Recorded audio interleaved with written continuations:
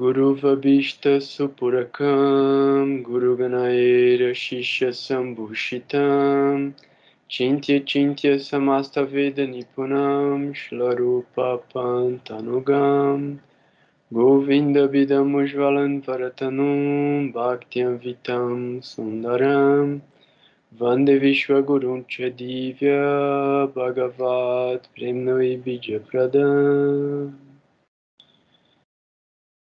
Vancha kalpatarubhyascha kirpasindubhya evacha patitanam pavanebhyo vaishnavebhyo namo namaha.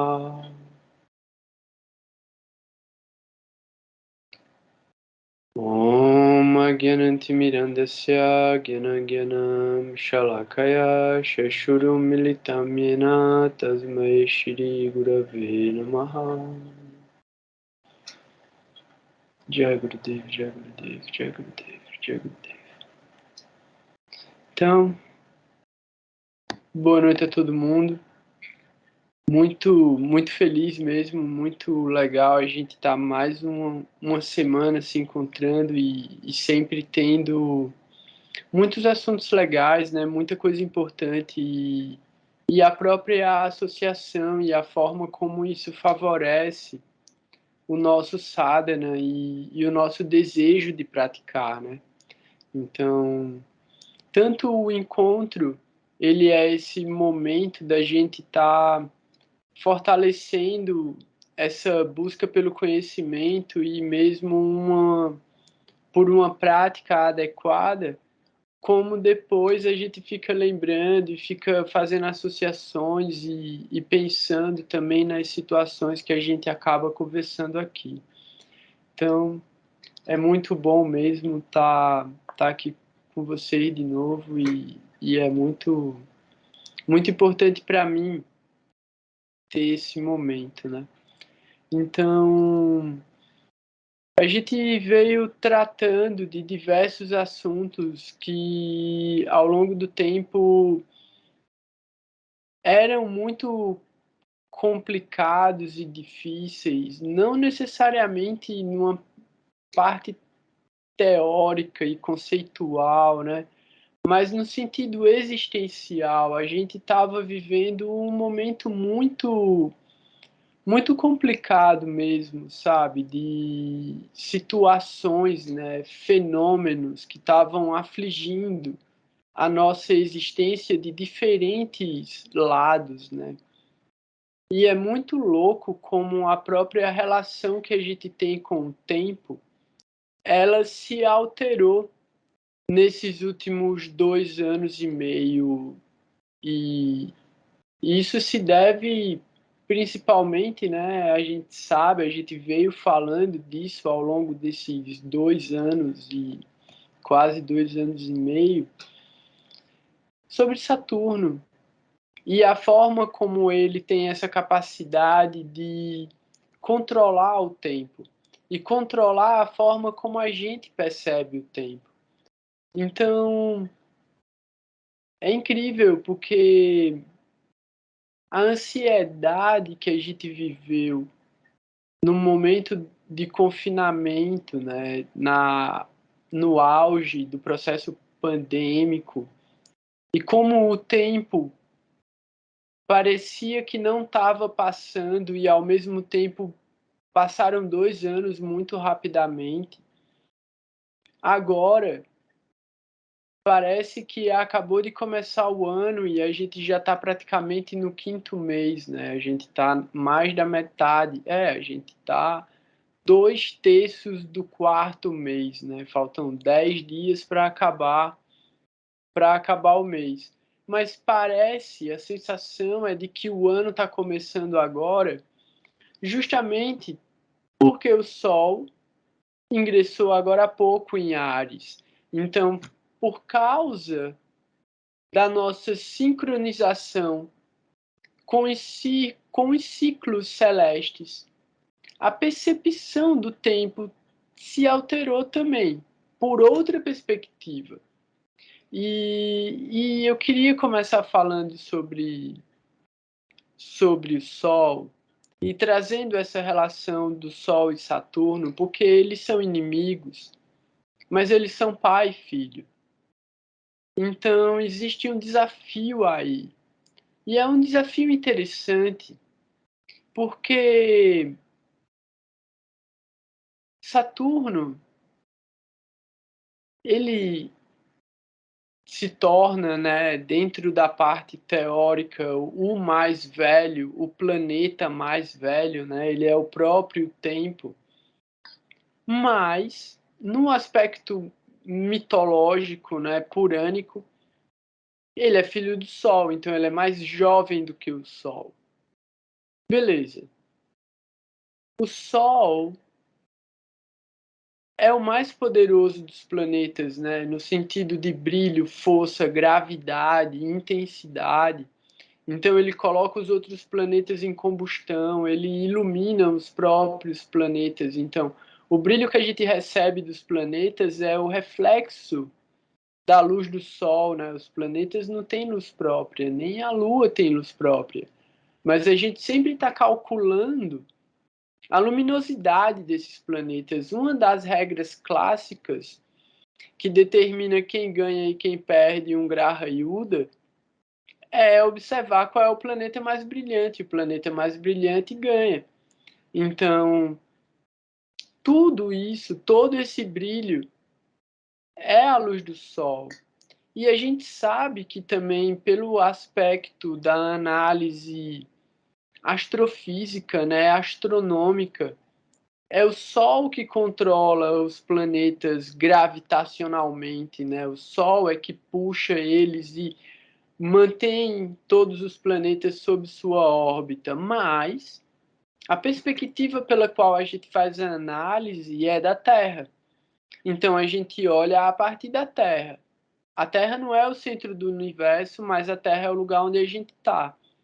Da mesma forma, a gente não pode analisar completamente a realidade de uma outra pessoa, porque a gente está sempre dentro da gente. A gente não consegue desabilitar o nosso filtro cognitivo. Não tem como a gente chegar no lugar do não julgamento. A gente tenta chegar no lugar do não julgamento, avaliando as qualidades, mas mesmo a avaliação de qualidades é um julgamento. Então, já que não é possível a gente desabilitar essa função, a gente busca pelas qualidades, a gente busca por aquilo que vai florescer no outro e vai florescer na gente também. E o senso de julgamento dentro da gente é Saturno. E o ego, o nosso ego, aquilo que distorce o nosso senso de julgamento é o Sol. Então aí mais uma vez mostra o desafio Saturno-Sol. A gente tem uma outra coisa interessante que é o seguinte: Saturno, por essa perspectiva, né, ele é controlado pelo Sol gravitacionalmente, ele é uma manifestação da potência do Sol como filho do Sol, mas ele é mais poderoso do que o Sol. E isso mexe muito com essa personalidade solar, né, com essa força que o Sol desempenha, o papel que o Sol desempenha. Então, em algumas situações, Saturno bloqueia a ação do Sol, ele bloqueia a atuação do Sol através do julgamento dele de que o Sol está agindo inadequadamente. Isso traz um desafio psicológico para a gente também, né? Tipo, para a forma, porque a gente tem a energia do Sol, a gente tem a energia de Saturno, a gente tem a energia de todos os planetas e de todos os signos. E todas as nakshatras manifestam efeitos na vida da gente, não simplesmente a que a gente tem planetas.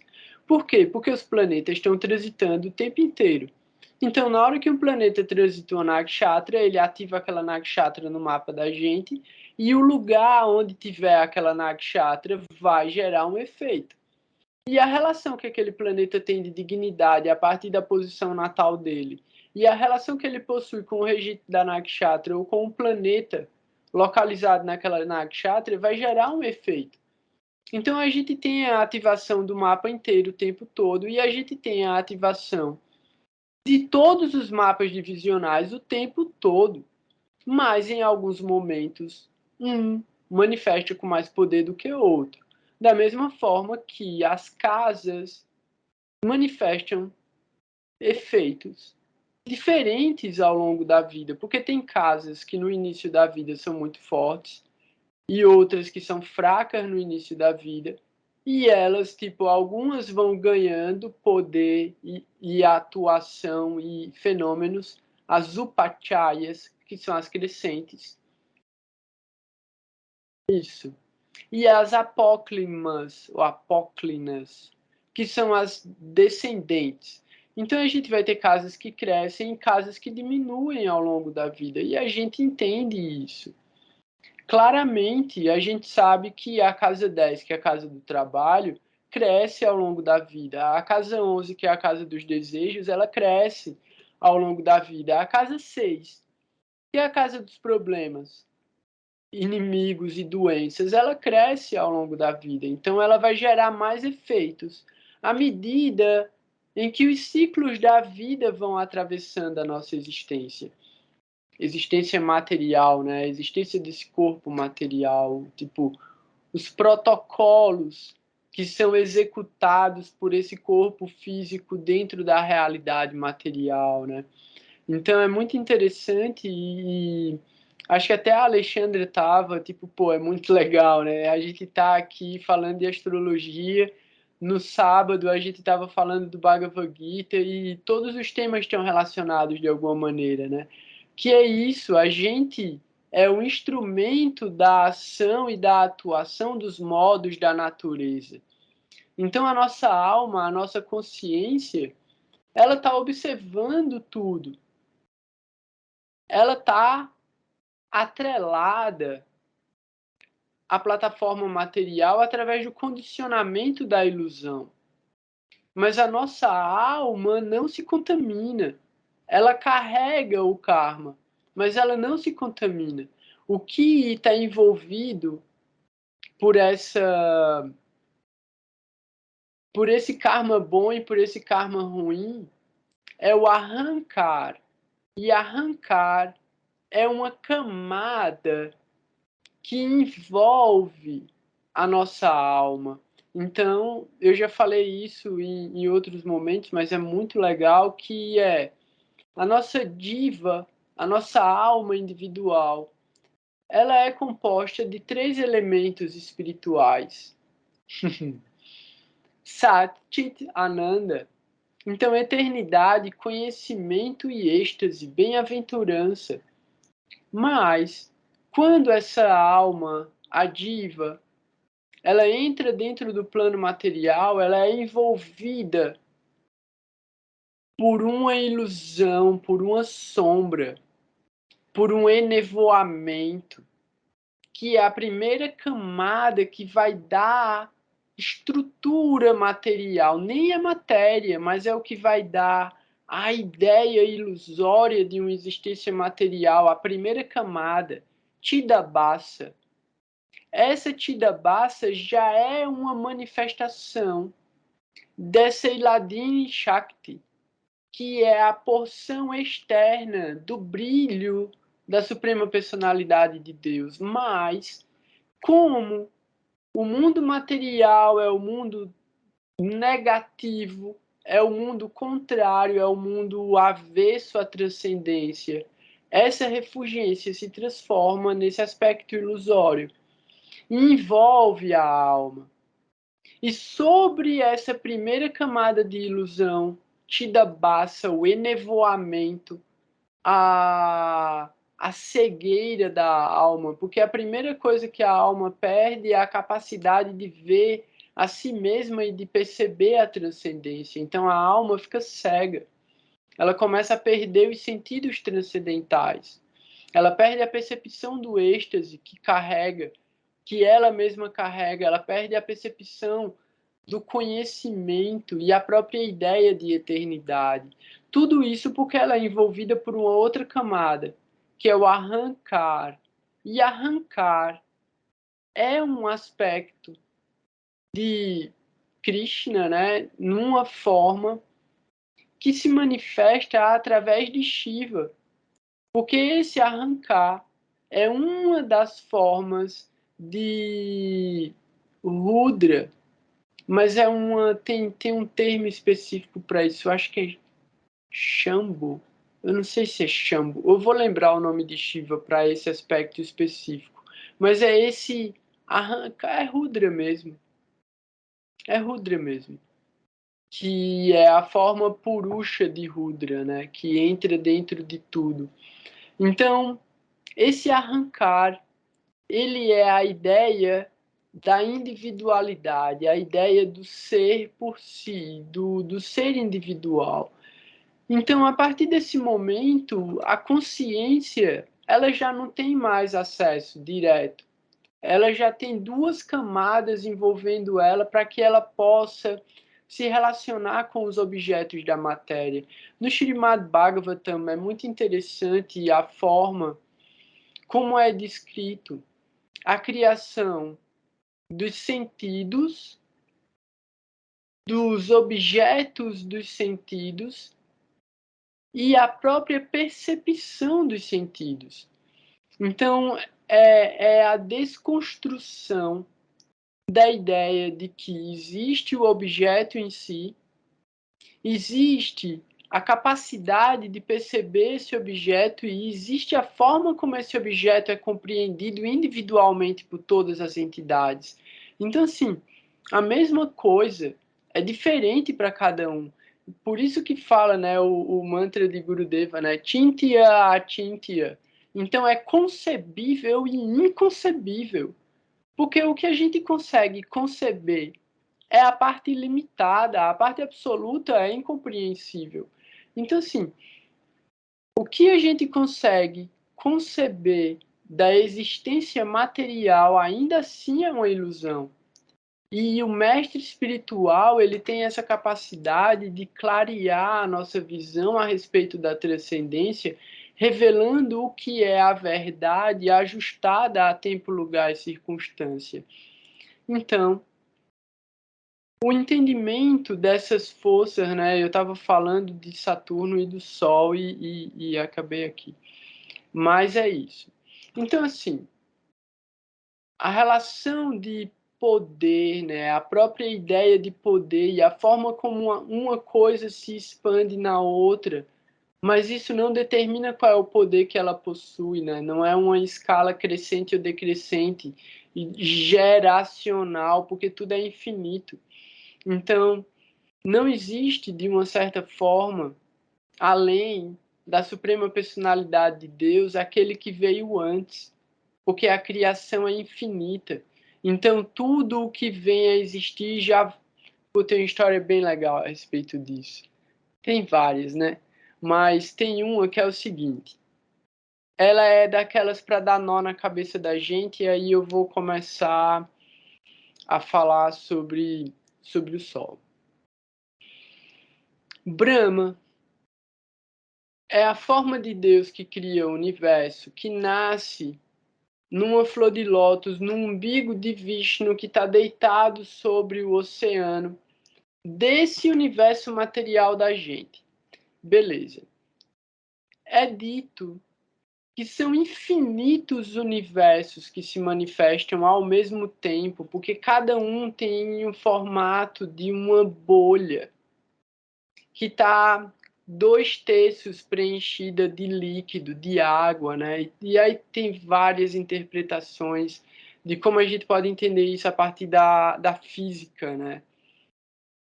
E da astrofísica, a forma da gravitação dos corpos celestes e a própria ideia e percepção do que é o espaço, a matéria escura, a energia escura. É muito interessante, assim, a forma como é possível trazer a percepção científica real do que está decodificado nas escrituras. Mas o ponto que eu quero chegar é o seguinte. Esse Brahma, nesse Vishnu, assim como todos os outros Brahmas em todos os outros universos, são os responsáveis pela criação. E no fim da vida desse Brahma, quando acaba a vida dele, ele volta para o corpo de Vishnu. Ele é absorvido e tudo volta para dentro desse corpo de Vishnu. E todos esses outros universos onde esse Vishnu está dentro vão voltar para o corpo da forma suprema de onde eles se manifestaram.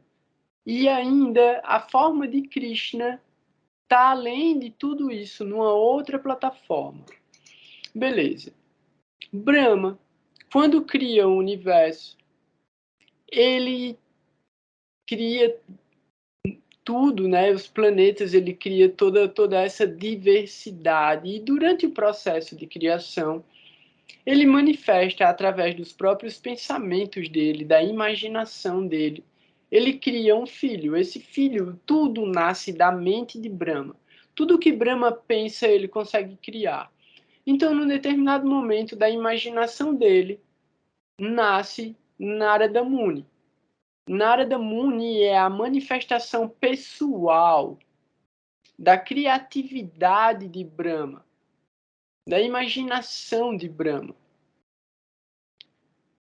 Ele já nasce com uma bênção. Ele pode ir para qualquer lugar da criação, qualquer lugar, na velocidade do pensamento. Então ele só precisa pensar no lugar que ele quer estar e ele vai estar. Desde os mundos mais infernais aos reinos mais celestiais, ele atravessa isso na velocidade do pensamento. É só ele pensar e ele já está lá, ele ganha essa bênção.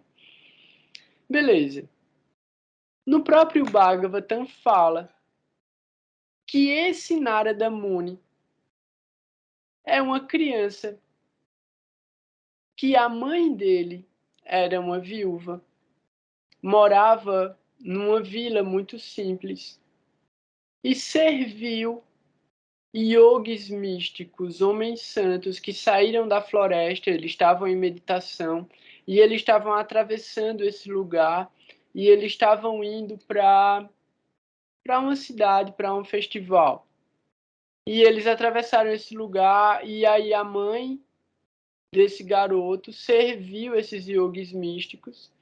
E esse menino se aproximou desses yogis e também serviu eles e ouviu eles e ficou muito feliz com eles e recebeu essa bênção de que a próxima vida dele, ele seria Narada Muni. Como esse menino, que já é uma criatura, venha se tornar o primeiro filho de Brahma, que é o criador do universo.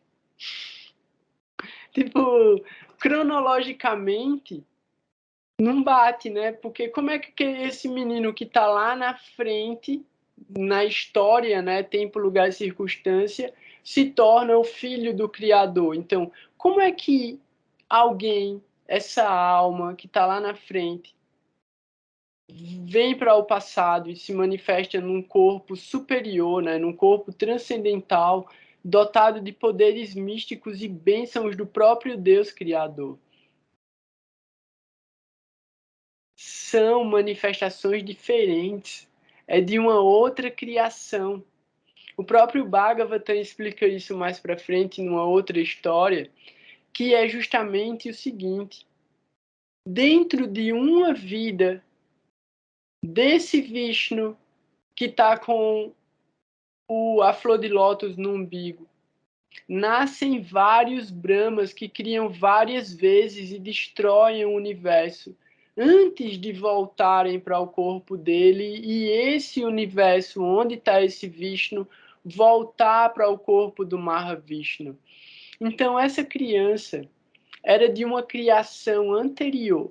Então assim, entendendo como um universo, do Big Bang até a aniquilação, isso é uma vida, é um dia, né? É um dia desse Brahma. É um dia desse Brahma. No fim do dia de Brahma, ele destrói tudo e tudo volta para dentro dele. Depois ele cria de novo. Então, a ideia é que esse ciclo é muito grande.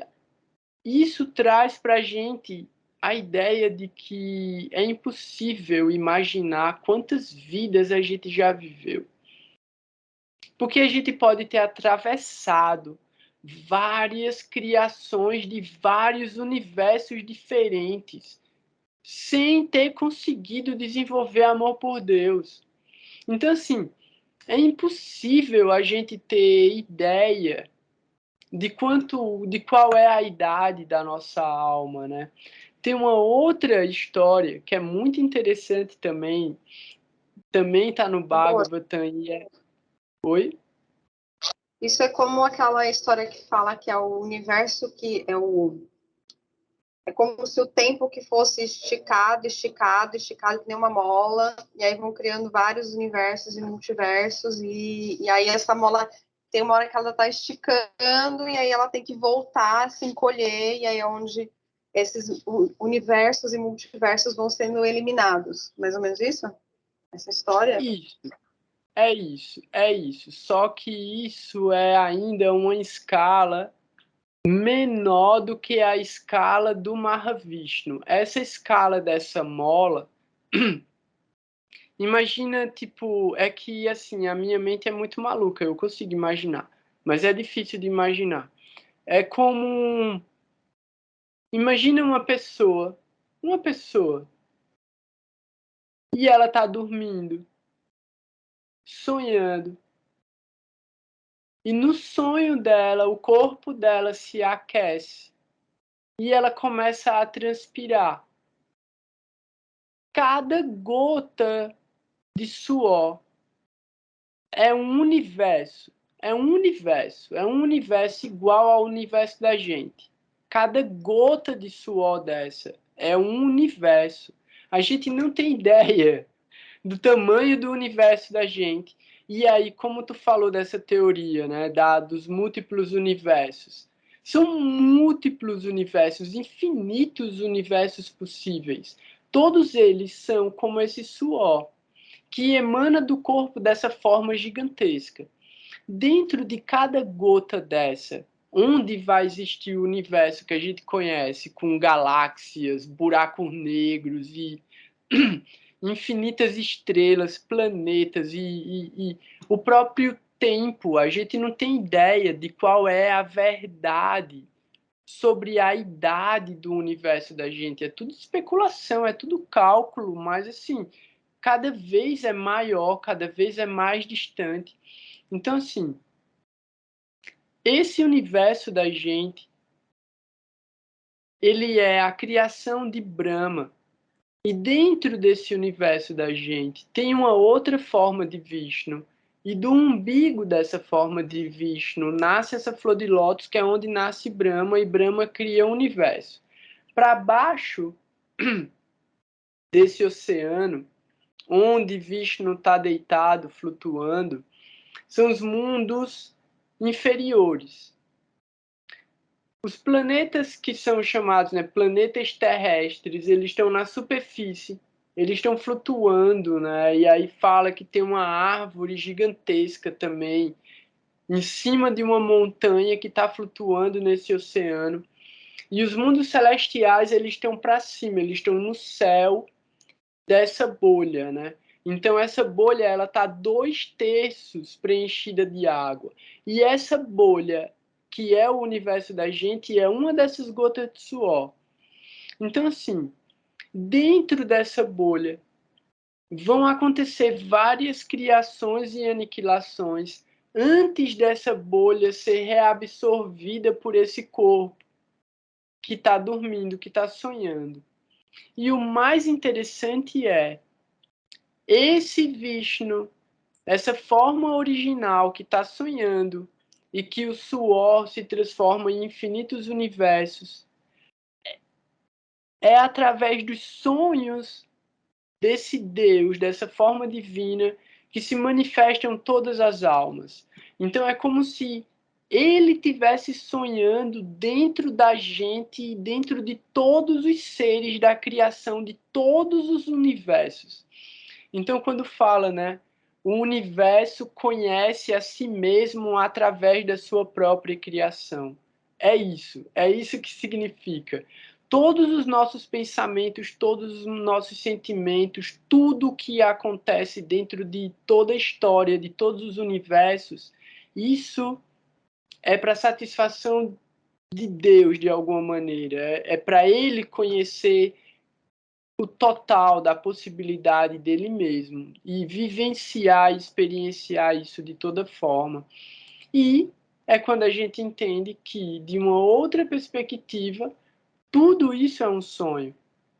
Porque a nossa alma, ela não está conectada diretamente com a matéria. Ela não consegue perceber a matéria, ela vê a ilusão da matéria. Porque essa matéria e essa existência é um reflexo da existência transcendental. Então, o que muda é a posição da forma pela qual a gente se relaciona com a natureza.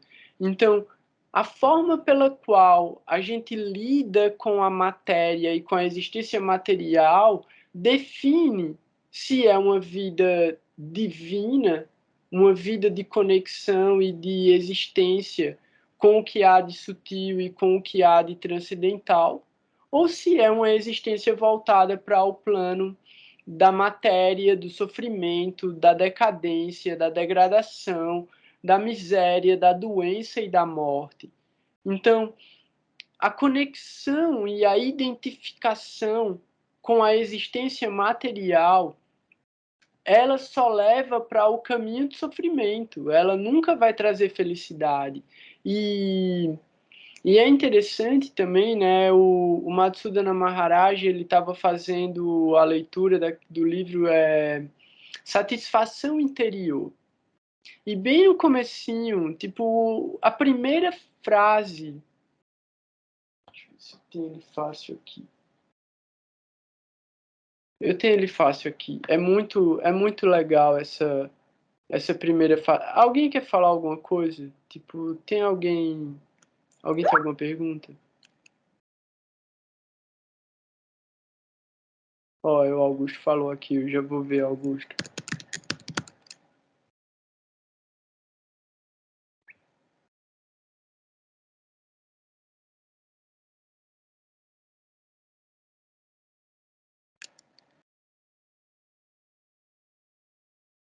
Se alguém quiser ligar o microfone, eu só estou procurando aqui. Esse livro é rapidinho, já está quase na mão.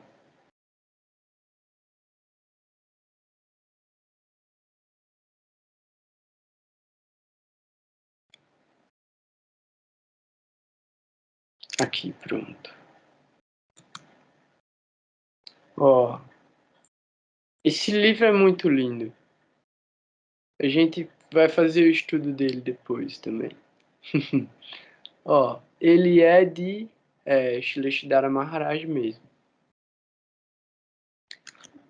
Assim, Shrestha Maharaj ele não alivia, né? Então ele é muito doce, ele é muito poético, ele é muito romântico, mas ao mesmo tempo ele tá dando se ligue o tempo todo. Então o primeiro capítulo se chama Em Busca da Solução. A primeira frase é: o princípio imediato da vida é salvar a si mesmo, tornar-se imortal, sair da ignorância e tornar-se feliz. Acabou, tipo, não precisava mais. Só aqui já resolveu tudo, já disse tudo, né? Tipo, já tá tudo.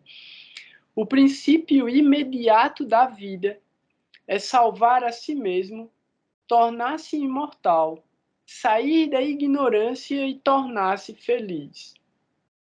Tornar-se imortal. A alma é eterna. Sair da ignorância. A alma tem pleno conhecimento. E tornar-se feliz. Ananda, o êxtase. Então, o princípio imediato da vida é conhecer a alma. É a autorrealização. Salvar a si mesmo é tornar-se imortal. É a única forma. Conhecendo a alma é imortal. Sair da ignorância, ter conhecimento de si mesmo, conhecimento da própria alma e dessa eternidade, e tornar-se feliz. Isso já naturalmente vai trazer a felicidade, a percepção de uma existência infinita.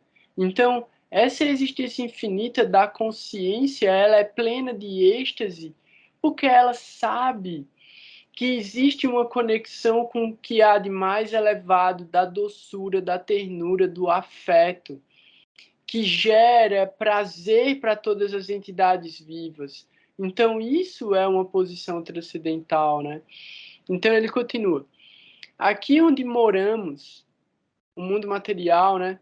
Aqui onde moramos, nossa própria existência se vê ameaçada a cada segundo.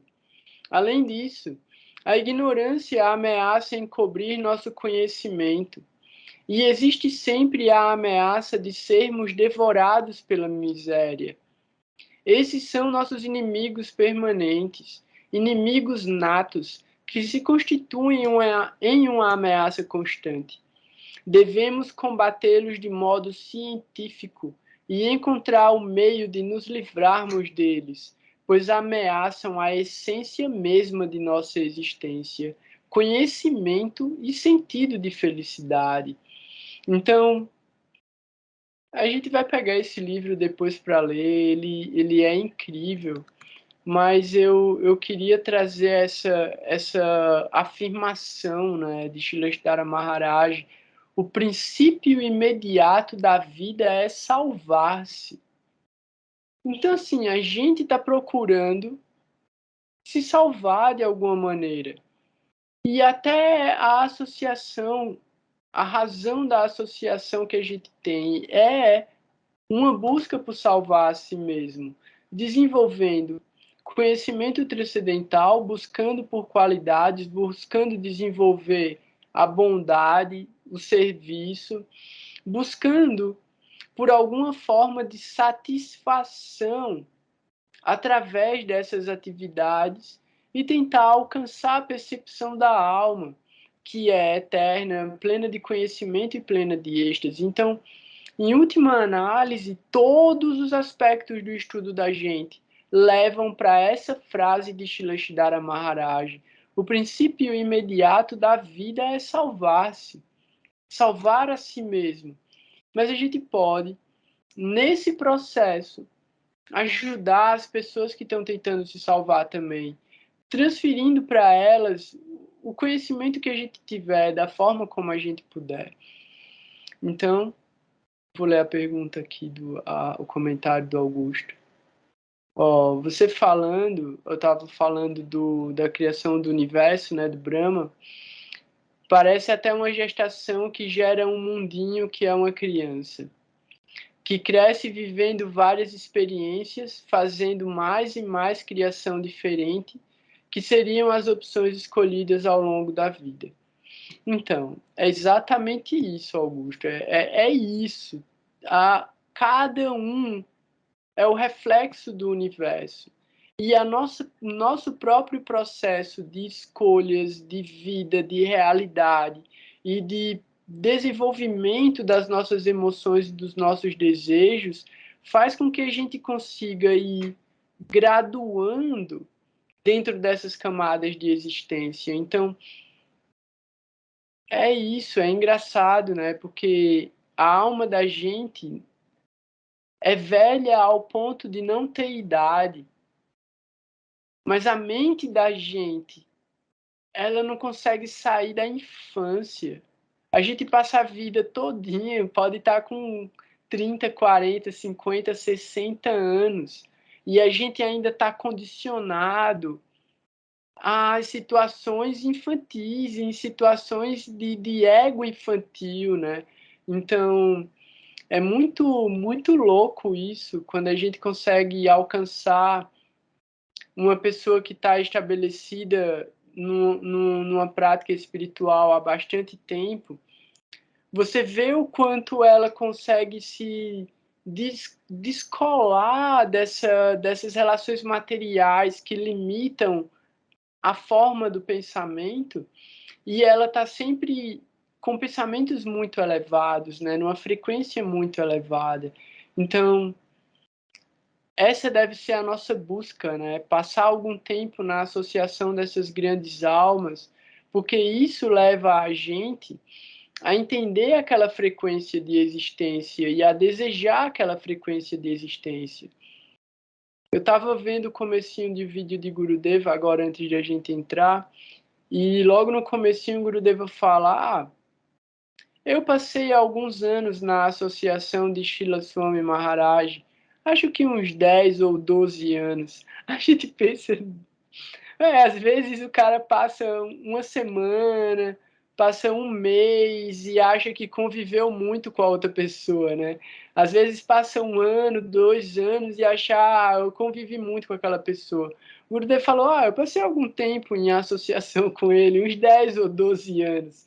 E isso é tempo, né? Isso é tempo, e é um tempo extremamente bem usado, porque a gente não consegue dedicar muito tempo a estar na presença e em serviço dentro desses... É difícil você ficar próximo de uma grande alma assim, você entende o nível de dedicação, de exigência, de austeridade, puxa muito. Você fica muito feliz, muito empolgado, mas você precisa lutar contra a sua mente o tempo inteiro. Para quem já morou assim em templo ou em comunidade, sabe o quanto é difícil. E é muito louco, porque é justamente o tempo de dedicação ao processo e a forma como a pessoa desenvolve e expressa os sentimentos devocionais, apesar de tudo que ela vive dentro da ideia de sociedade religiosa, né, da instituição, demonstra o quanto o processo é poderoso, porque para uma mente fraca se abala muito, assim, é muito difícil a vida espiritual, né? Dentro de um processo fidedigno mesmo, que exige essa autoanálise, essa autopurificação e humildade, tolerância e oferecer respeito para todas as pessoas, né? Então, são exemplos muito lindos mesmo de espiritualidade e de vida, né, dessas grandes almas. E aí, voltando para a avaliação astrológica, né, e a importância da gente ter essa percepção de uma meta espiritual para a vida da gente, é que eu tinha pensado em falar sobre Saturno, sobre o Sol e Júpiter. E aí acabei falando sobre Saturno, porque ele também tem uma relação muito próxima, muito intensa com o Sol, porque ele é filho do Sol. E aí a gente tem Saturno muito forte no céu agora, nos últimos graus de Capricórnio, para entrar em Aquário e ativar Aquário. Ele vai ativar Aquário. É muito pouco que ele ativar Aquário. Ele vai entrar 1 grau e pouco dentro de Aquário, já freando, já estacionando para ficar retrógrado e só vai entrar em Aquário de novo no ano que vem. Mas a força dele, por estar atravessando os signos que ele rege, é muito grande. Então, assim, a gente vai ter bastante tempo para falar, né, sobre Saturno em Aquário. Ele vai entrar agora e depois ele vai entrar de novo e vai ficar 2 anos e meio lá.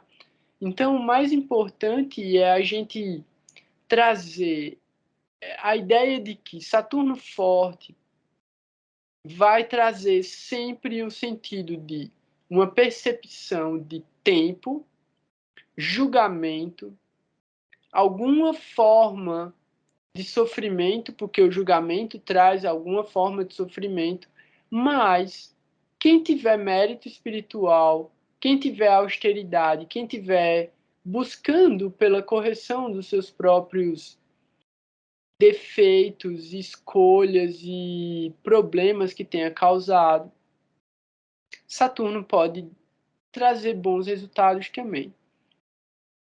Indo para a observação de Júpiter e do Sol, eu lembro que eu falei um pouco sobre essa questão de Júpiter, porque ele saiu de Aquário através de uma nakshatra que se chama Purva Bhadrapada. que é regida por ele mesmo. E essa nakshatra, ela tem um pada dentro de peixes. E esse pada dentro de peixes, esse pada dentro de peixes, cria uma relação de força para Júpiter muito interessante, porque ele rege a nakshatra e ele passa a reger o signo onde esse pada dessa nakshatra está. Então ele dobra o poder que ele pode manifestar nesse lugar. Eu também fiz a observação de que essa nakshatra, ela tem uma característica, elemento, fogo. E o poder, justamente, de queimar, o poder de destruir, porque ela é regida por Ajeika Pada, e Ajeika Pada é uma forma, uma manifestação de Rudra, que é o modo da natureza da destruição, que é uma expressão do Senhor Shiva. Beleza. Purva Bhadrapada fala sobre também a pessoa ser uma pessoa lutadora, uma pessoa guerreira. Nesse lugar, uma pessoa guerreira extremamente apaixonada por causa do elemento fogo. Então, esse pada de fogo entra dentro do elemento água, que é peixes.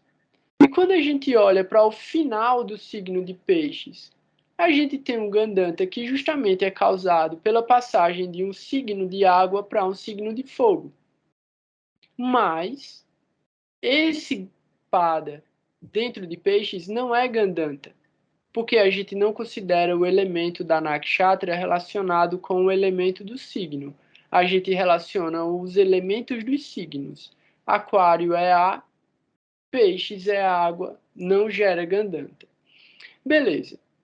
Mas esse Júpiter, que vem com essa energia extremamente apaixonada de lutar pelo que é certo, de lutar pela verdade, entra num ambiente emocional. E nesse ambiente emocional ele vai passar por algumas fases.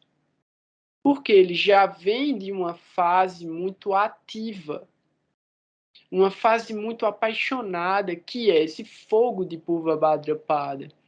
E a Nakshatra Par, que é a complementar de Purva Bhadrapada, Uttara Bhadrapada. Elemento água. Joga a pessoa para as profundezas.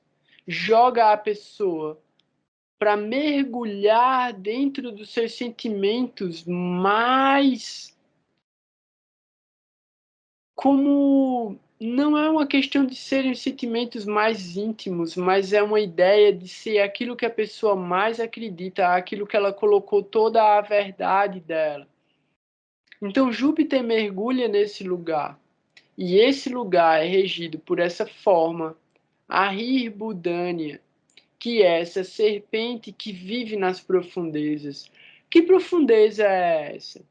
É a profundeza do oceano onde esse Vishnu está flutuando. Então, nas profundezas desse oceano está essa serpente. Essa serpente também é a mesma serpente que funciona como um colchão inflável onde esse Vishnu está deitado em cima. E essa mesma serpente é a serpente que vai se enrolar nessa montanha que está flutuando no oceano, que vai ficar nas costas de Kurma, que é uma manifestação de Vishnu para bater o oceano. Então essa serpente ela se apresenta em vários momentos e ela é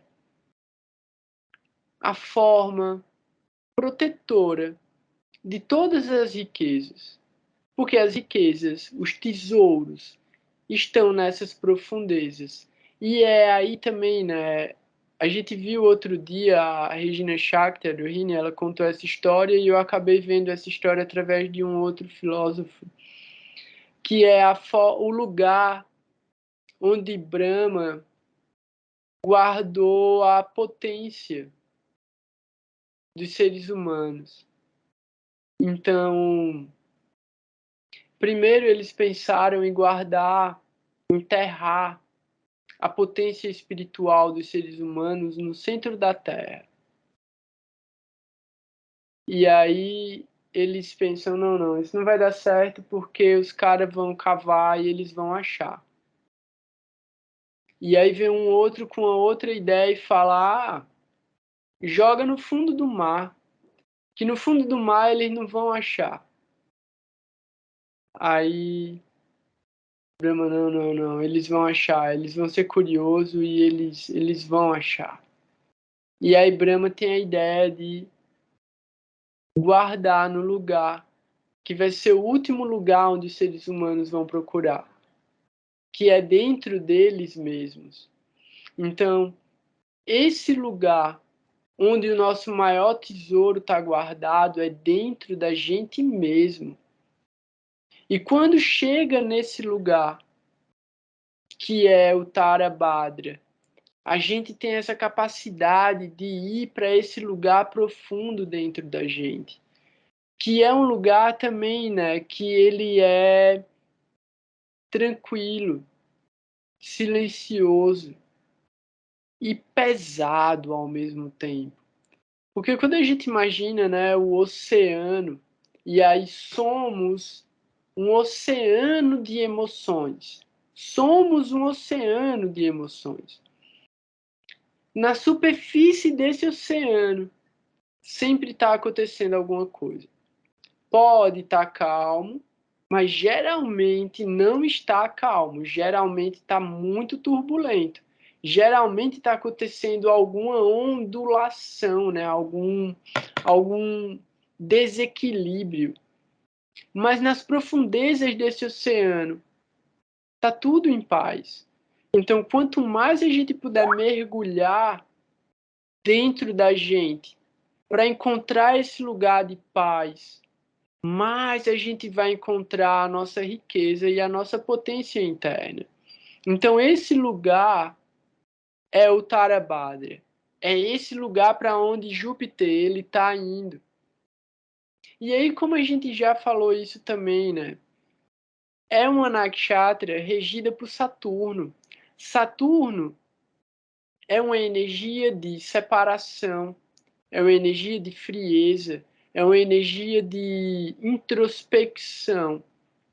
Então, é possível que até a própria ideia e as emoções elas venham a ser racionalizadas, elas não tenham uma expressão calorosa como teriam em Purva Bhadrapada, que é regida pelo fogo.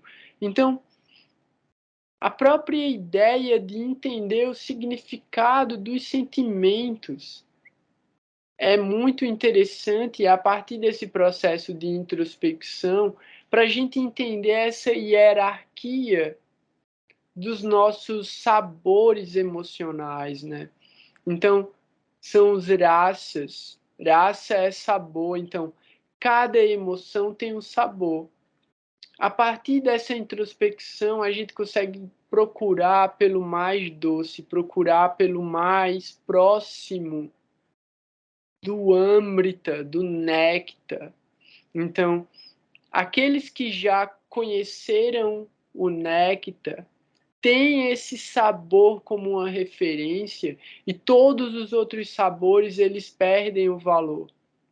Então, quem provou o néctar, nem que tenha sido uma gota de néctar uma vez que caiu dentro do coração, ela sabe o que é mais elevado e aquilo que ela deve buscar dentro dessa existência e desejar pela misericórdia de que numa próxima vida ela lembre também, e era isso que a gente estava falando outro dia, hoje eu não sei mais.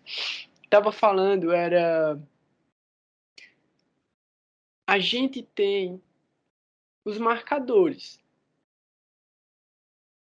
E muitas vezes esses marcadores eles manifestam os efeitos deles como um gatilho. São gatilhos, né? Gatilhos. Tem um marcador e tem um gatilho do marcador. Então, assim, A minha vida é bem interessante também em relação a isso, porque eu passei por várias situações dentro do processo de vida espiritual. Então, a primeira vez que eu comi prashadam, que é a comida que foi oferecida no templo, o sabor daquela comida me fez eu me tornar vegetariano na hora e ali eu já sabia que era o lugar que eu tinha que estar. Quando eu vi os devotos pela primeira vez, aquilo já marcou a minha cabeça de algum jeito. E eu lembro, eu era muito pequeno, e eles estavam no centro da cidade, vendendo livro e cantando. E eu perguntei o que era, e a minha mãe não soube me explicar e me levou embora, mas aquilo ficou na minha cabeça, e eu lembro daquela galera de laranja até hoje. Depois de muitos anos, eu fui no templo pela primeira vez, comi prachada, ouvi os santos nomes e nunca mais eu fui a mesma pessoa. Então, aquilo ligou alguma coisa dentro de mim que começou a girar e começou a funcionar. Então, é como se fosse um motor de partida. Pronto, é como se fosse um motor de partida. Depois que você liga, ele gira o motor inteiro, ele faz o motor funcionar. Então, assim, é um código, é uma ativação, é um gatilho que desperta alguma coisa. Muitas vezes você só precisava daquilo para reencontrar o seu caminho. Não necessariamente você tem um vínculo direto com aquelas pessoas, ou com aquele lugar, ou um apego extremo àquelas pessoas. Então, assim, centenas de pessoas passaram pela minha vida ao longo da minha vida, e isso acontece com todo mundo. A gente não é responsável por essas pessoas, a gente é responsável pela gente. A gente tenta fazer o melhor que a gente puder, e cada uma delas vai seguir o próprio caminho, vai ter o próprio destino. Então, assim, eu sou muito grato por todas as pessoas que eu encontrei e que me falaram sobre a transcendência, e eu realmente gostaria que elas tivessem seguido na vida espiritual delas. Eu lamento pelas que não fizeram isso, e eu lamento por mim mesmo, que não me dediquei o suficiente e não fui um exemplo suficiente para poder atrair mais pessoas e fazer mais serviço. Então, o processo é individual, voluntário e amoroso. A gente tem que focar nisso. nisso. E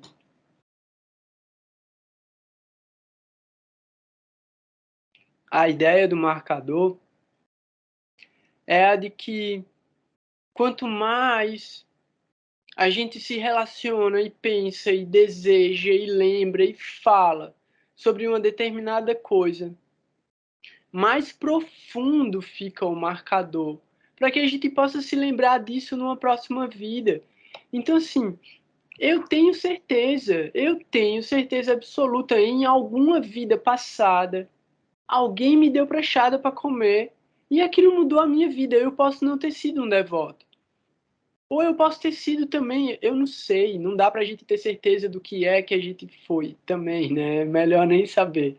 Mas assim, alguém teve misericórdia de mim, me falou os santos nomes, me deu algum serviço e me deu prachada. Por causa disso, hoje eu consegui voltar e me relacionar com esse caminho espiritual. É isso que a gente tem que pensar. Para a gente alcançar a vida espiritual, vida após vida, a gente tem que aprofundar os marcadores de serviço e de conexão. E a gente falou sobre isso no sábado também, sobre o Bhagavad Gita.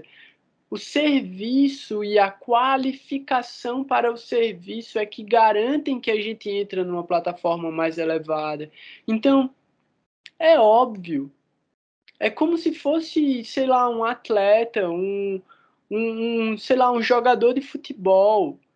Pô, o cara vai ficando melhor, vai ficando melhor, vai ficando melhor, ele vai subindo, ele vai jogar em times cada vez melhores, ele vai ter os melhores técnicos, até que ele vai chegar no ápice. Só que como é um corpo material, ele vai se degradar, ele vai chegar no topo e ele vai se degradar. No plano espiritual, isso não existe. é infinito, você só vai graduando, você só vai crescendo. Então, na medida em que a gente busca por qualificação e serviço, o serviço vem e a qualificação vem junto. Quanto mais sincero a gente for no serviço da gente, mais a gente vai graduar nessa posição de serviço e ficar mais próximo do lugar onde a gente pode estar conectado com Deus.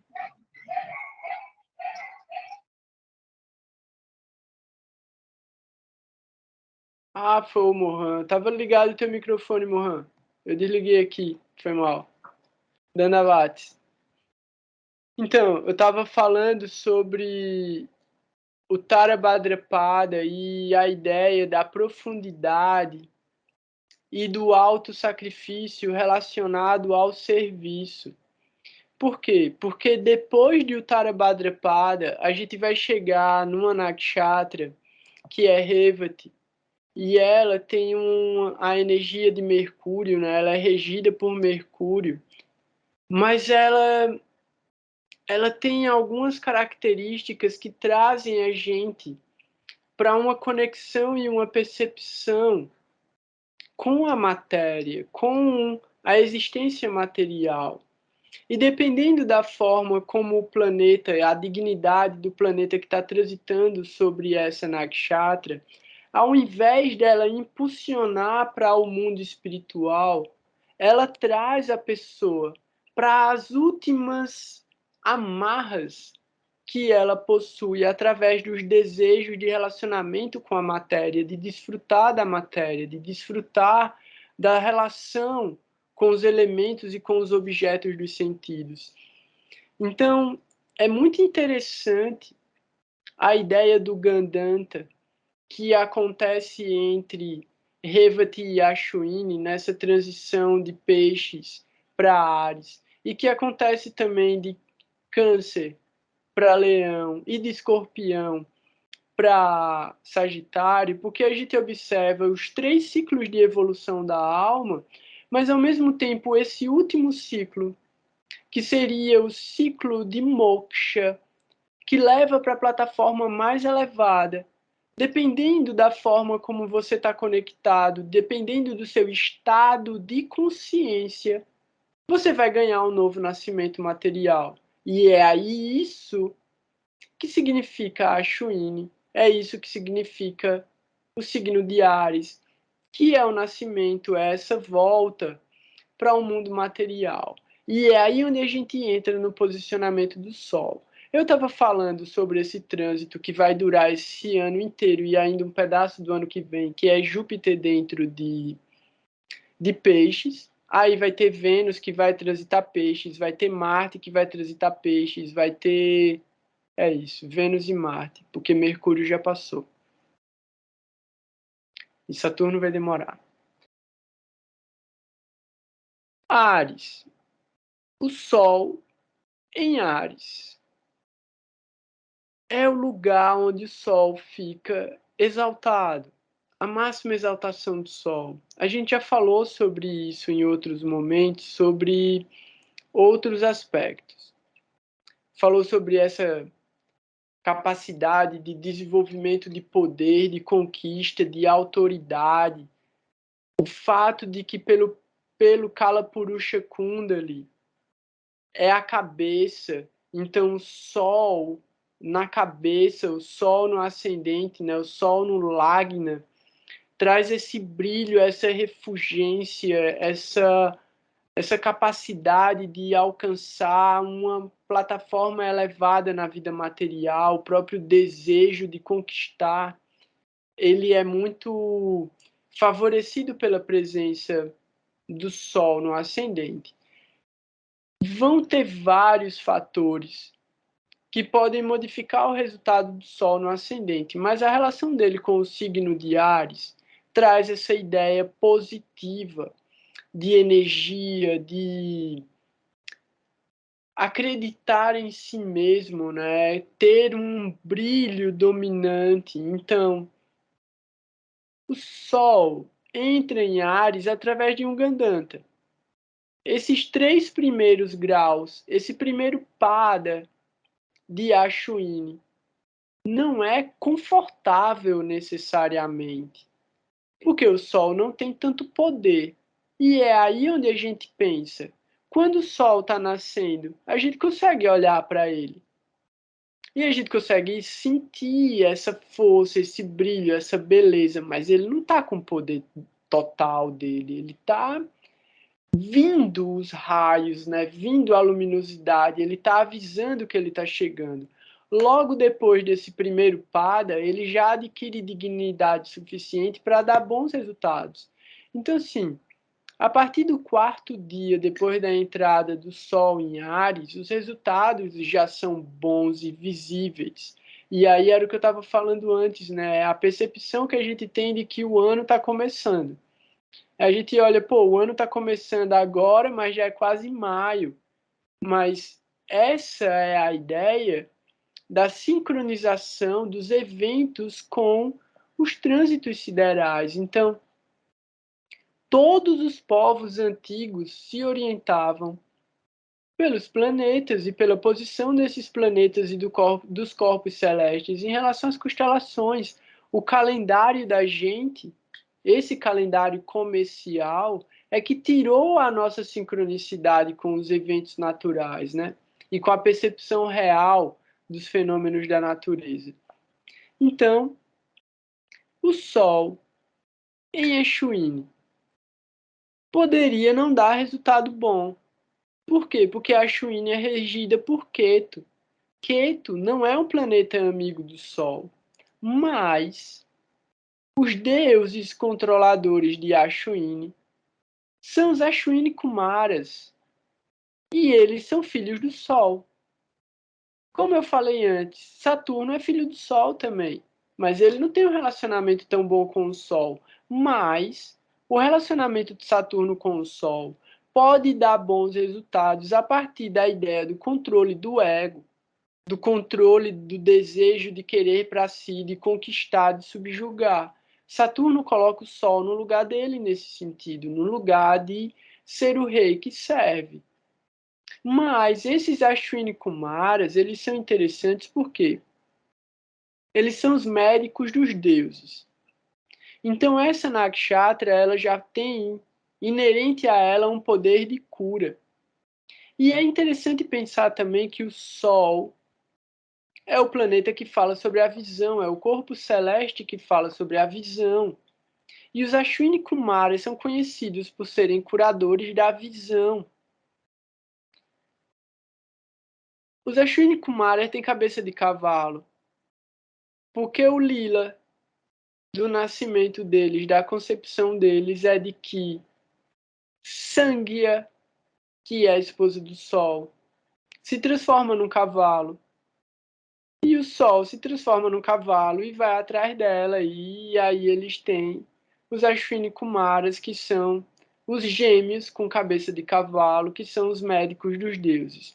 Depois que o oceano de leite é batido, aí se manifesta Davantari, que é uma forma de Vishnu, que é o próprio médico, a forma da medicina, que carrega o Amrita, o elixir da imortalidade, junto com ele. Mas isso não diminui o poder dos Ashwini Kumaras de serem os médicos dos deuses. Por esse fator, a gente vê o Sol dando bons resultados em Ashwini. Ashwini é uma estrela que fala sobre os inícios, sobre a inovação, sobre o próprio processo, essa ideia de não necessariamente nascimento, mas iniciar coisas. Porque nascimento é Bharani, que é a estrela seguinte a Ashwini.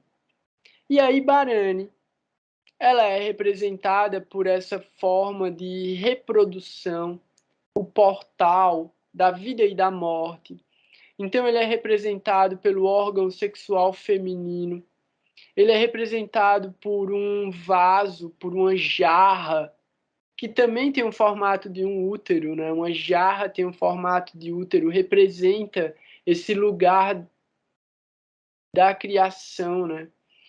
A gente tem como animal o elefante, que aí é o animal que fala sobre o animal, né? O animal de poder de Bharani, que também tem uma relação com a compatibilidade, né? A sinastria. E aí o Ione de Bharani é elefante. Então, Bharani é regida, o deus controlador de Bharani é Yama, Yamaraj, que também é filho do Sol. Então a gente tem a Ashwini com 2 filhos do Sol. E a gente tem Bharani com outro filho do Sol, Yamaraj, o senhor da morte, porque ele é o primeiro que morreu. E a história de Yamaraj é justamente que ele estava nessa de disputar com o Shani. Acontece uma situação, ele morre. Os deuses de Surya mesmo invocam o Senhor Vishnu. E o Senhor Vishnu dá essa oportunidade de Yamaraj, Yama, voltar da morte e se tornar aquele que guarda a morte, aquele que recebe os que morrem, porque ele foi o primeiro que morreu, então ele inaugurou o reino dos mortos. Então ele cuida desse processo de passagem, de transição da vida e da morte. E Bharani representa esse lugar da vida e da morte. O Sol vai dar bons resultados aí. O planeta regente de Bharani é Vênus.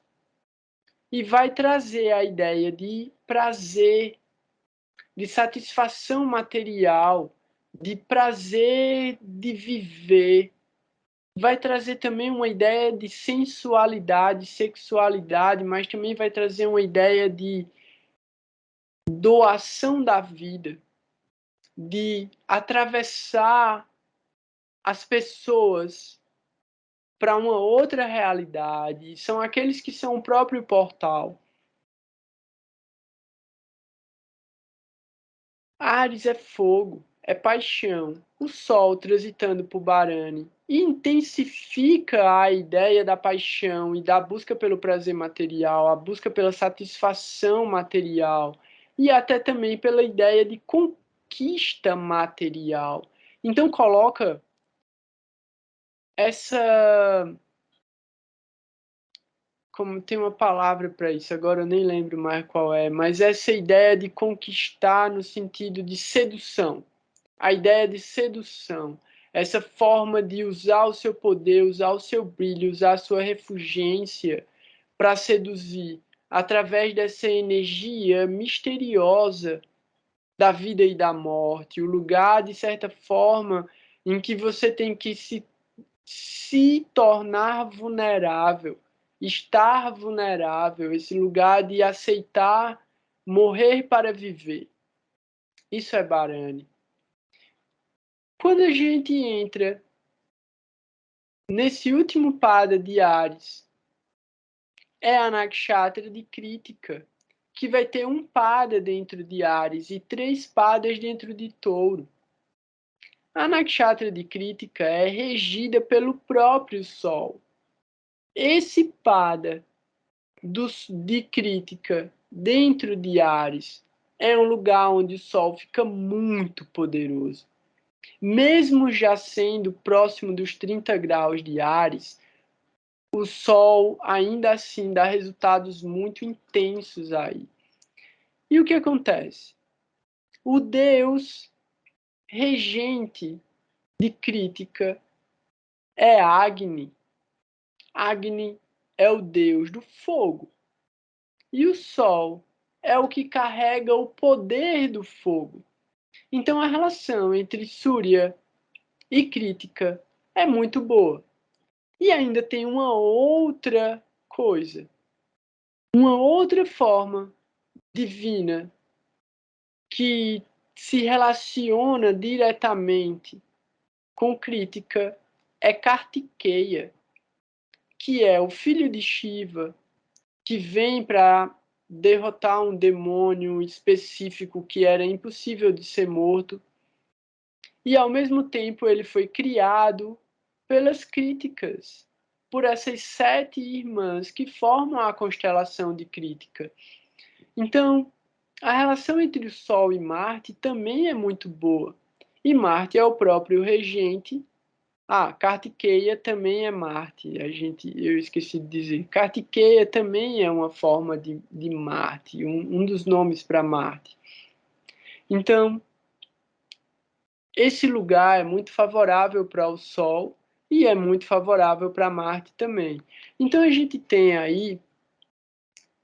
e aí, assim, as características de Crítica são muito interessantes porque, além do poder de queimar, que é o próprio poder de Agni, Crítica tem o poder de fazer cortes precisos, cortes afiados, de fazer observações contundentes, de extrair cirurgicamente aquilo que não é mais favorável. Entendendo essa força do Sol, dentro de Crítica é o poder de iluminar aquilo que já se torna ou se tornou nocivo e precisa ser removido. É muito importante entender que o poder do Sol é muito grande e a forma como a gente usa esse poder pode ser prejudicial mesmo com a melhor das intenções. Então, o melhor e o mais adequado é procurar pelos próprios defeitos e cortar esses defeitos. E não apontar defeitos nas outras pessoas. E entender que o poder do Sol também é um poder regenerativo. Por isso que os Ashwini Kumaras são deuses médicos, filhos do Sol, porque o Sol tem o poder de curar. Então você toma sol, o próprio calor do sol, o brilho do sol, ele traz uma recuperação para o nosso corpo físico. Então, a gente precisa ter muito cuidado em relação à forma como a gente usa esse poder para os outros, que pode ser não positivamente, e utilizar isso positivamente para fazer os ajustes pessoais e cuidar da própria forma como pensa, sente, age e deseja, né? Eu falei muito. Alguém quer falar alguma coisa?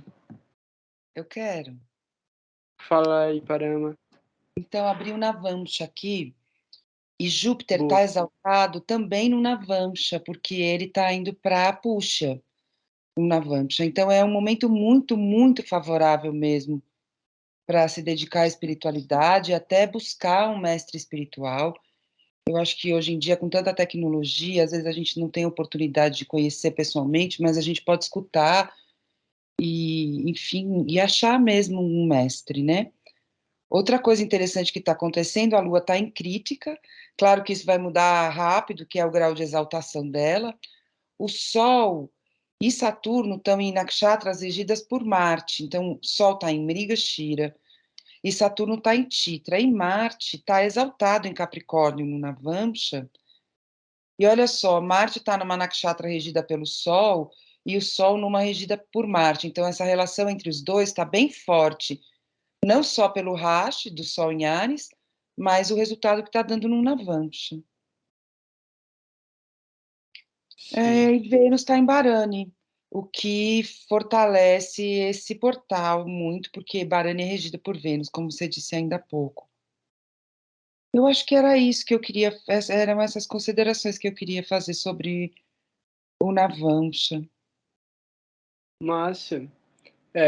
No Navamsha, o Sol está em conjunção com Ketu, o que traz ainda mais a ideia dos eclipses que a gente vai passar agora, né? Porque o Sol, foi isso que eu não falei, ele está em conjunção com Rahu em Áries, então a gente está contando os dias para os eclipses. A gente já falou bastante sobre eclipses, a gente vai ter oportunidade de falar sobre esse eclipse na semana que vem, com tentar, né, não falar muito, porque assim, eclipse sempre tem muita história sobre eclipse, mas tocar em algumas coisas importantes que vão acontecer.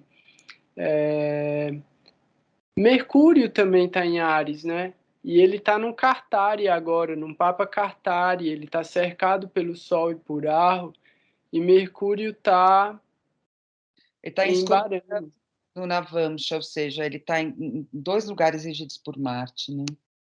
Então, é isso. E como a relação deles dois também precisa ser bastante cautelosa, é bem importante a gente ter cuidado com a língua.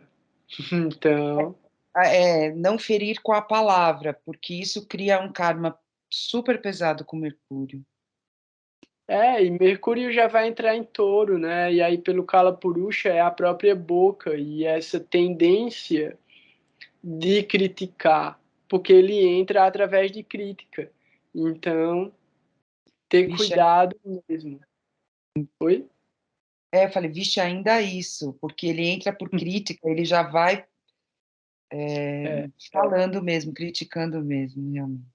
Língua de navalha. Então, a gente continua, né, com essa conjunção de Vênus e Marte em Aquário, que E, é uma conjunção. desculpa, e essa reconjunção é reforçada por Vênus em Áries no Navamsha também. Sim, sim, exatamente. Então, é uma situação complicada para relacionamentos. Então, ter bastante cuidado com a forma como está expressando os sentimentos, como está criando desejos e esses desejos possam estar gerando conflitos dentro do ambiente doméstico e da relação de afeto, prosperidade, sinceridade, paz. Então, assim, Marte é um planeta que sempre que possível esfriar a cabeça dele é bom. Então, principalmente agora, eu acho que é um lugar interessante, porque dentro de Aquário, que é regido por ar, o ar, né, o elemento ar, intensifica o poder do fogo. Então, assim, como Vênus é água, a reação de Vênus é de crescer a temperatura, né? Vênus não vai se queimar, Vênus vai ferver. E esse ferver não vai ser bom para Marte e nem para Vênus. Então, assim, Vênus, logo mais, semana que vem, ele entra em Peixes e vai para a exaltação dele. A gente vai falar sobre essa exaltação. E durante esse período, ele se separa de Marte, e como ele é mais rápido do que Marte também, não vai ter mais essa conjunção tão problemática. Mas, durante esse período, ainda ter muito cuidado para não ativar karmas ruins dentro dos relacionamentos. E esses relacionamentos, eles podem ser de amizade também, podem ser negócios, contratos, ter cuidado com viagens também. Tem uma questão de que Aquário, pelo Kalapurusha, fala sobre os amigos mais íntimos, né? As pessoas mais próximas, então ter cuidado na lida e no relacionamento com essas pessoas para justamente não criar marcas negativas. Então, a gente não está passando por um momento fácil já faz tempo. Ainda vai demorar um pouquinho para melhorar, então não podemos baixar a guarda só porque começou a dar efeito bom. Porque esses efeitos bons são resultado de Júpiter, são resultado de Saturno feliz e andando para frente, indo para Aquário, mais desacelerando, e resultado do Sol em Áries que ficou exaltado. Em Peixes o Sol estava bom, mas em Áries ele está melhor. Então a gente está vendo perspectivas positivas de uma maneira individual. O mundo não mudou nada, mas a gente individualmente começou a ver as coisas e desejando algumas coisas e criando ideias e pensando e criando projetos e pensando em desenvolver atividades. Isso é tudo resultado desse Sol e Mercúrio dentro de Áries, mas extremamente afetados pela presença de Rahu. Então é possível que muito desses desejos e dessa empolgação e dessa paixão seja ilusão, seja tipo um desvio do propósito real e verdadeiro. Por quê? É triste, mas Mercúrio só quer se dar bem. Mercúrio só quer se dar bem. Então, na menor possibilidade que Mercúrio vê de se dar bem, ele vai usar a inteligência da gente para escolher aquele lado.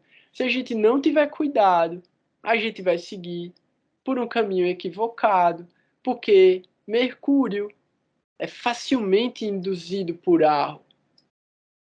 Então, Rahu se disfarça de inteligência milhares de vezes. Essa esperteza maliciosa não é Mercúrio, é Rahu. Então, é um momento para ter muito cuidado com isso também. Alguém quer falar alguma coisa, fazer pergunta? Eu não deixei ninguém falar. A Parama falou nem 2 minutos hoje. Entrou gente, saiu. Acho que o Mohano tá mais aí, porque ele não entendeu nada, eu acho que ele tá falando. Alguém quer falar alguma coisa?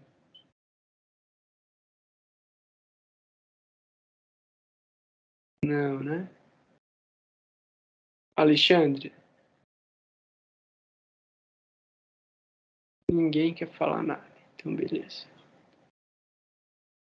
Eu separei a canção de Nishin Radeva para encerrar o encontro da gente hoje, que é essa canção de proteção, né?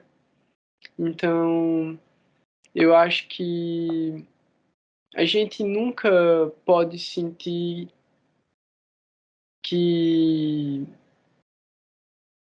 a gente sempre precisa pedir, desejar e vibrar proteção, né? A gente nunca pode achar que está num lugar seguro.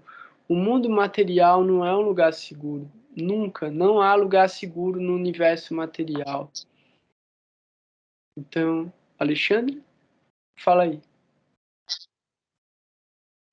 Meu microfone está com um problema aqui. Mas foi muito proveitosa a aula agora. Gratidão mesmo. Estudando das nakshatras, pegando aí, bem legal. Tá bem completo, valeu. Massa, achei que era pergunta, pô. Não. Beleza, valeu.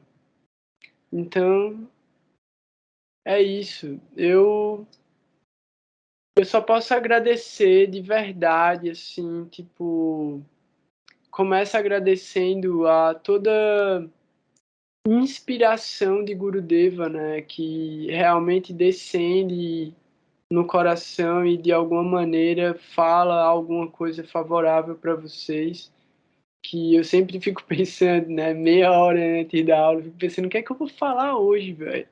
E aí na hora a gente dá um jeito, né? Na hora sempre vem, eu tinha uma ideia, mas o que eu falo nunca é o que eu planejo falar, então é isso. Então, assim, agradecer a inspiração de Gurudeva que consegue alcançar o coração de vocês e misericordiosamente me coloca em serviço.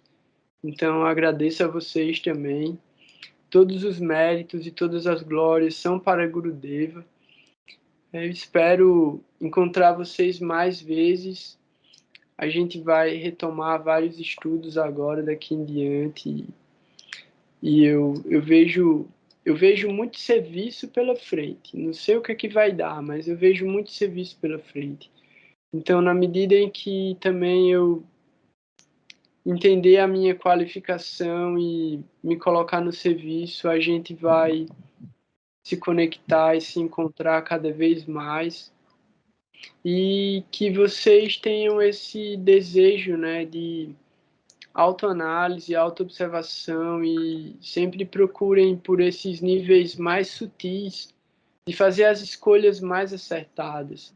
Então, é muito difícil mesmo a gente ter os melhores exemplos, mas a gente pode buscar por eles, e cada minuto de associação com os bons exemplos, eles vão gerar frutos para a vida da gente inteira. Então, eu guardo no meu coração os instantes que eu passei fisicamente presente com grandes almas e todos os lugares sagrados e vivências que eu sinto que foram espirituais e que acrescentaram no meu coração, eu carrego para minha vida inteira. Então, lembrar disso, né, Smaranam, lembrar disso também é um processo de Bhakti Yoga.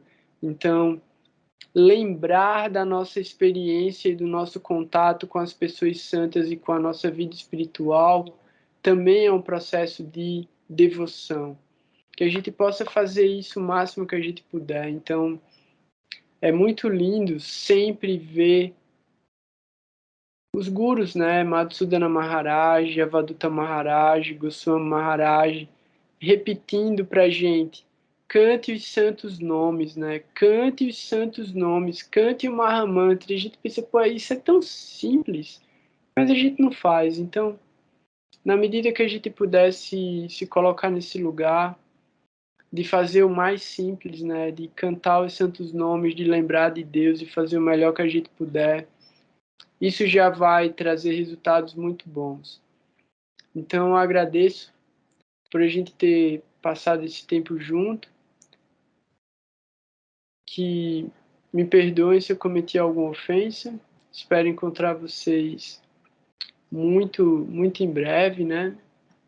E eu vou colocar o mantra para encerrar o encontro da gente de hoje. Então, um grande abraço para todo mundo. Até mais.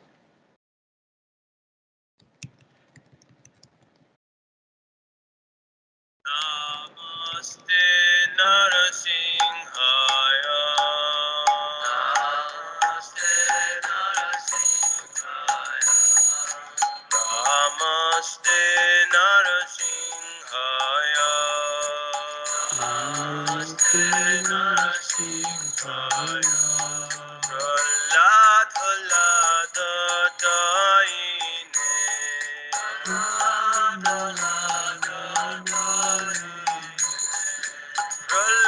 Prahlad Daine.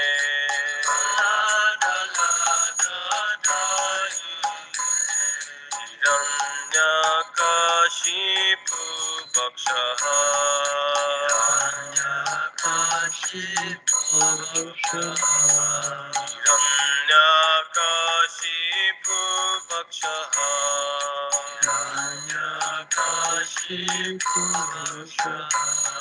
Shila Tankana Kalaye. Shila Tankana Kalaye.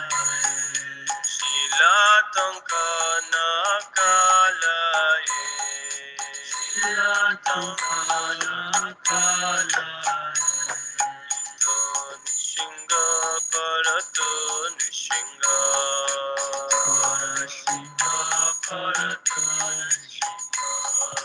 Jato Jato Jami Tato Nishinga.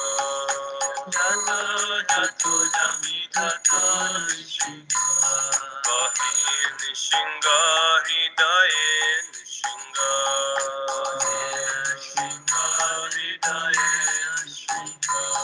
Nishinga Madin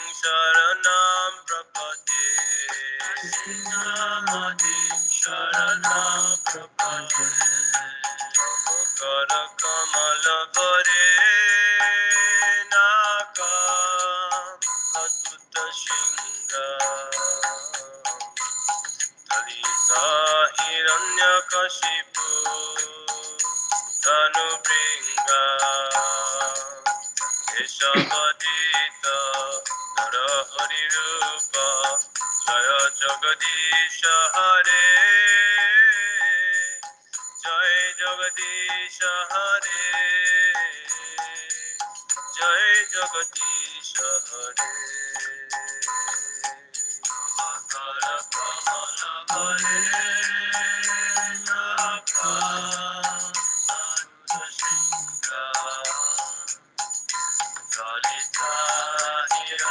Jaya